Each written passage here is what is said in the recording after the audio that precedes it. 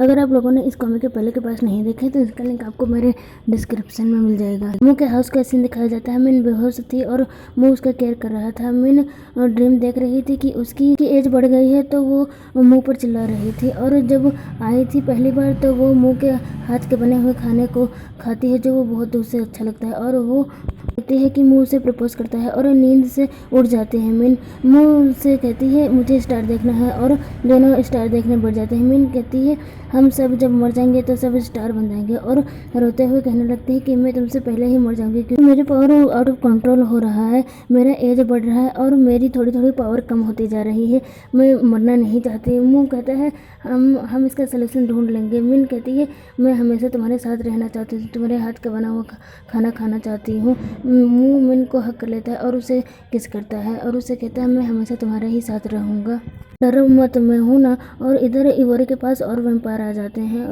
वो उन्हें भी मारता है तो पूरी टीम आ जाती है। इवोरी अभी वीक था तो सबसे लड़ नहीं सकता था, तभी उसके पास अंकल ली आ जाते हैं। फिर दोनों ही मिलकर सारे वैम्पायर को मारने लगते हैं। ली इवोरी से कहता है मैं इनसे निपटता हूँ, तुम जाके सी को ढूंढो जाके। इधर सी के साइड दिखाया जाता है।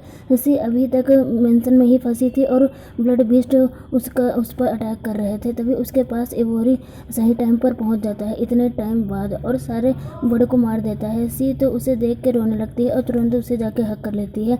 इवोरी उससे माफ़ी मांगता है इतनी वेट कराने के लिए, तभी वहाँ पर और ब्लड बीस्ट आ जाते हैं। सी तो डर के गिरने वाली थी तो इवोरी उसे पकड़ लेता है और उन्हें मार देता है और सी को प्यार से हक करके रखता है। इधर ली मेंशन में पहुँच गया था और सारे वैम्पायर को मारते हुए अंदर जा रहा था, तभी उसे रोजे से जकड़ लेती हैं। उससे वो किसी से सामने आने के लिए कहता है जो एक वैम्पायर गर्ल थी जो 9th एल्डर थी मेडुसा, और वो शायद ली को जानती थी कि ये फैमिली का है और उसके फैमिली के ब्लड की तारीफ करने लगती है। तो ली उस पर डीमन एरो से अटैक करता है लेकिन उससे कुछ भी नहीं होता। ली को अपना बॉयफ्रेंड बनने के लिए कहता है। इधर ये दोनों अभी तक हक किए हुए थे। बहुत ज़्यादा रो रही थी इवोरी को इतने टाइम देखने के बाद। इवोरी उसे किस कर लेता है। सी रोते हुए कहती है मुझे लगा कि मैं तुम्हें कभी नहीं देख पाऊंगी। वो कहता है ऐसा कभी नहीं हो सकता, मेरे होते हुए तुम्हें कोई टच भी नहीं कर सकता। और सी से कहता है तुमने मेरी दी हुई नेकलेस क्यों नहीं पहने, मैं तुम्हें उससे ढूंढ लेता, मैं बहुत ज़्यादा परेशान था तुम्हें पता है।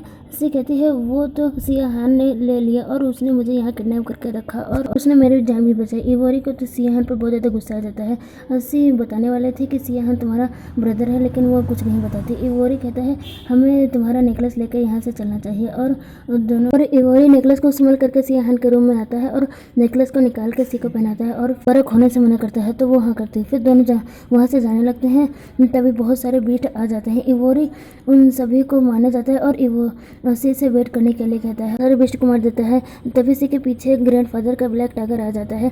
इवोरी सी को पीछे देखने के लिए कहता है, तब तक वो टाइगर सी को मार देता है और उसके बॉडी से बहुत सारे ब्लड निकलने लगता है। इवोरी तो शॉक हो जाता है और सी के बॉडी को शेक करने लगता है कि वो उठ जाए। इवोरी सी के हालत को देख के उसे अपनी मदर की याद आ जाती है और उसे कुछ होने लगता है और उसे थोड़ा थोड़ा याद आने लगता है कि वो सी से पहली बार कैसे मिला था। एक रियल सेल्फ आता है जो उसे बताता है कि तुम्हारा नाम सियासू है और तुम उस वीमन के डोगी बने थे इतने दिन से, कितना अजीब है। फिर चला जाता है। इवोरी अभी अपने रियल सेल्फ में था।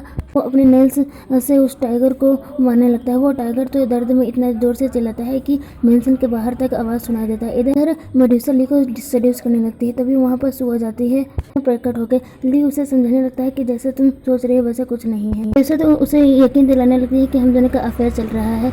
सू उसकी बातों पर यकीन नहीं करती और उस पर अटैक करती है। ये देख के ली खुद को आज़ाद करता है। मेडुसा अपने रियल फॉर्म में आ जाती है, तभी सू होली पावर का यूज़ करती है। देख के तो मेडुसा वहाँ से भाग जाती है। वो दोनों जाने लगती है। मेंशन में ब्लास्ट होता है। ली को अभी तक लग रहा था कि इवोरी सी को पहले ही यहाँ से लेके निकल गया, लेकिन अब इस ब्लास्ट से उसे पता चल जाता है सी और इवोरी यही है। इधर इवोरी टाइगर को बहुत बुरी तरीके से मारता है। वो दोनों भी वहाँ आ जाते हैं। ली सी को इस तरह देख के उसके पास आने लगता है तो इवोरी उसे आने से मना करता है गुस्से से। ली को वहाँ जाने से मना करती है क्योंकि वो जानती थी कि इवोरी अभी होश में नहीं। इवोरी रोते हुए उन दोनों को सी को टच करने से मना करता है, तब तो ली गुस्से में उस पर अटैक करने लगता है। तो तो इवोरी भी अटैक करने लगता है। सी के ऊपर हॉस्टेल बना देती है कि वो उसे कुछ ना हो और इवोरी से लड़ने जाती है, लेकिन इवोरी उस पर अटैक कर देता है और ये फैमिली के ब्लड की तारीफ करता है। ली उसका नाम लेते हुए उसे होश में आने के लिए कहता है, तो वो कहता है मैं इवोरी नहीं हूँ, को प्रोटेक्ट करने चले जाता है और इवोरी उस पर अटैक करता जा रहा था और थोड़ी देर ऐसे चलता रहा था, वो दोनों ही मर जाते। इवोरी तो नेक से उसे उठा लेता है। इसी को थोड़ा थोड़ा होश आता है और वो इवोरी को इस तरह देखती है तो उसे जाकर हक करके उसे रोकने के लिए कहती है। इवोरी सी को देख के होश में आता है। सी इवोरी के ऊपर ही बेहोश हो जाती है। इवोरी तो सी को उठने के लिए कहता है। ली और सू वहाँ से काम से चले जाते हैं क्योंकि वो जानते थे कि इवोरी अब होश में आ गया है।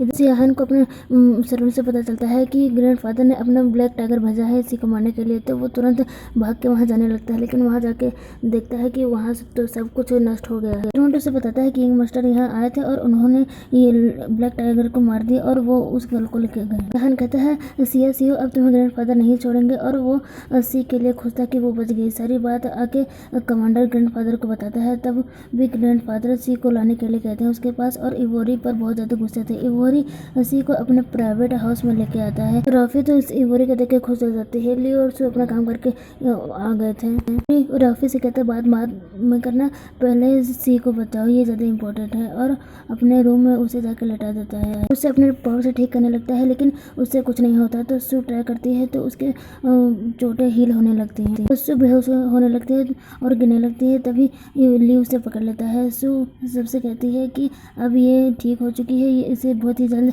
होश आ जाता है। राफी तो इवोरी से सवाल पर सवाल पूछे जा रही थी। इवोरी उसे चुप रहने के लिए कहता है। राफी हंसी को गाली देते हुए कहती है आप इसे यहाँ क्यों लेके आए। इवोरी गुस्से से कहता है अगर तुमने फिर से ये सब कहा तो मैं तुम्हें जला दूंगा, तो वो चुप हो जाती है। इवोरी इसी के पास आके उसे जल्द उठने के लिए कहता है। लिविंग रूम में आके इवोरी से पूछता है तुम कौन हो, तो वो बताता है कि मैं सिया सू हूँ, सिया क्लैन का यंग मास्टर। तो ली को गुस्सा आ जाता है कि तुम्हारा ये सब प्लान था। इवोरी कहता है आप तो जानते हैं किसी के मेरे लाइफ में क्या अहमियत है, और स्माइल करके कहते हैं सी हमेशा मेरी ही रहेगी। ली कहता है अगर तुमने उसके साथ कुछ किया तो मैं तुम्हें छोड़ूंगा। इवोरी कहता है अब तो आपके ये फैमिली के बारे में सबको पता चल गया है, तो आपको वहाँ जाकर सब कुछ संभाला जाए। ऐसे तो उसके कॉलर पकड़ लेता है, फिर छोड़ जाता है, फिर जाने लगता है। इवोरी उसे कहता है डोर बंद करके जाना। उसके जाने के बाद इवोरी सी के पास आता है और उसके बॉडी पर बाइट के निशान को देख के सोचता है तो इवोरी को कुछ होने लगता है और उसके पास रियल इवोरी आके कहता है कि ये सियाहन ने ही किया होगा और सी ने तुम्हारा नेकलेस सियाहन को दे दिया, सी को हमारा बना, और उसके बाद चला जाता है।